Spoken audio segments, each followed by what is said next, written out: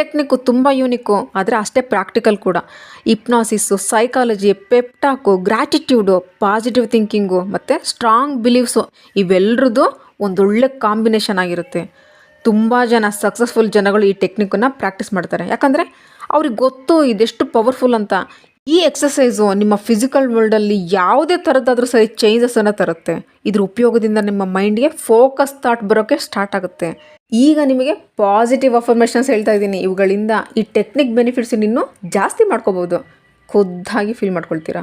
ಮೊದಲನೇದು, ನಿಮ್ಮಲ್ಲಿ ಏನೇನು ಗುಡ್ ಕ್ವಾಲಿಟೀಸ್ ಇದೆ, ಜನಗಳಿಗೆ ನಿಮಗೋಸ್ಕರ ಕಂಪ್ಲೇಂಟ್ ಇದೆಯಾ ಇಲ್ಲ ಪಾಸಿಟಿವ್ ವಿಷಯ ಇದೆಯಾ ಡಿಸೈಡ್ ಮಾಡ್ಕೊಳ್ರಿ. ನಿಮಗೆ ನಿಮ್ಮ ಹತ್ರ ಚೆನ್ನಾಗಿ ಅನಿಸೋ ಎಲ್ಲನೂ ಜೋರಾಗಿ ಹೇಳ್ರಿ. ಇದೇ ನಿಮ್ಮನ್ನು ಮತ್ತೊಬ್ಬರಿಗಿಂತ ಯೂನಿಕ್ ಮಾಡಿಬಿಡುತ್ತೆ. ಬೇಕಾದರೆ ಎಷ್ಟಾದರೂ ಕೆಟ್ಟ ಸಂದರ್ಭ ಇರಲಿ, ಸೇ ದಿಸ್ ಲೈನ್: ನಾನು ಯಾವಾಗಲೂ ನನ್ನನ್ನು ಬಿಲೀವ್ ಮಾಡ್ತೀನಿ, ಮಾಡ್ತಾನೆ ಇರ್ತೀನಿ. ನಾನು ಮುಂಚೆನೂ